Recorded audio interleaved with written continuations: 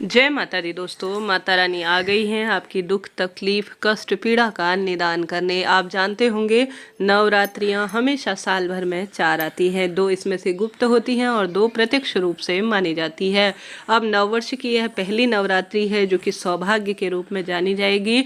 कष्ट संकट पीड़ाओं का निदान करने माता रानी इस दिन घर घर में आती हैं और खुशियों के भंडार भरती हैं। अगर आप सभी चारों गुप्त नवरात्रियों का व्रत उपवास करते हैं तो अति उत्तम है। अगर आप चारों नवरात्रियों के व्रत उपवास नहीं करते हैं तो मात्र गुप्त नवरात्रियों में आप माता रानी के एक नाम का दीपक लगाते हैं, माँ के मंदिर में आवश्यक रूप से लाल फूल सुहाग की सामग्री चुन्नी इत्यादि चढ़ाते हैं, नारियल भेंट स्वरूप माँ को समर्पित करते हैं, तो गुप्त नवरात्रि में माता रानी प्रसन्न होकर भंडार भरती है। हालांकि जैसे नाम से ही स्पष्ट है, गुप्त नवरात्रि अर्थात गुप्त रूप से साधना मंत्र जाप यज्ञ हवन माता को प्रसन्न करने के लिए कई तरह के कार्य करने का शास्त्रों में विधान है। आप सभी भी अपनी क्षमता सामर्थ्य अनुसार माता को अपनी बात कहें। अब 2025 में गुप्त नवरात्रि कब से शुरू हो रही है यह जान लेते हैं।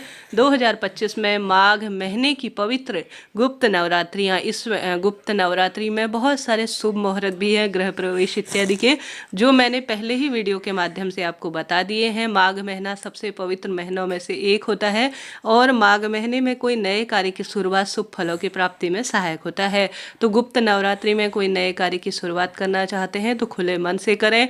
तो माघ गुप्त नवरात्रि 2025 में कब से शुरू हो रही है? यह 2025 में 30 जनवरी गुरुवार से शुरू हो रही है और 7 फरवरी शुक्रवार को इसका समापन होगा। ऐसे में प्रतिपदा अर्थात प्रथम दिन की जो नवरात्रि है वह जो आरंभ होगा वह 29 दिसंबर शाम के समय अर्थात प्रतिपदा तिथि का आरंभ 29 जनवरी शाम के समय 6:05 के आसपास रहने वाला है। उदया तिथि अनुसार 30 जनवरी जो है इसके लिए शुभ श्रेष्ठ रहेगा जब माता के घट स्थापना का कार्य किया जाएगा। तो कुल मिलाकर प्रतिपदा तिथि 29 तारीख की शाम से शुरू हो रही है, परंतु उदया तिथि अनुसार 30 तारीख को ही सूर्य उदय के समय तिथि व्याप्त है। इस कारण से प्रथम गुप्त नवरात्रि 30 जनवरी के दिन गुरुवार को मान्य होगी। प्रतिपदा तिथि समापन की ओर होगी 30 जनवरी शाम के समय 4:10 के आसपास। ऐसे में प्रथम दिन 30 तारीख को घट स्थापना का शुभ मुहूर्त प्रातःकाल 9:25 से 10:46 के आसपास रहने वाला है। घट स्थापना का अभिजीत मुहूर्त 30 जनवरी दोपहर 12:13 से दोपहर में ही 12:56 के आसपास रहने वाला है। तो ऐसे में जो यह समय है यह सबसे श्रेष्ठ समय है किसी श्रेष्ठ कार्य की शुरुआत के लिए।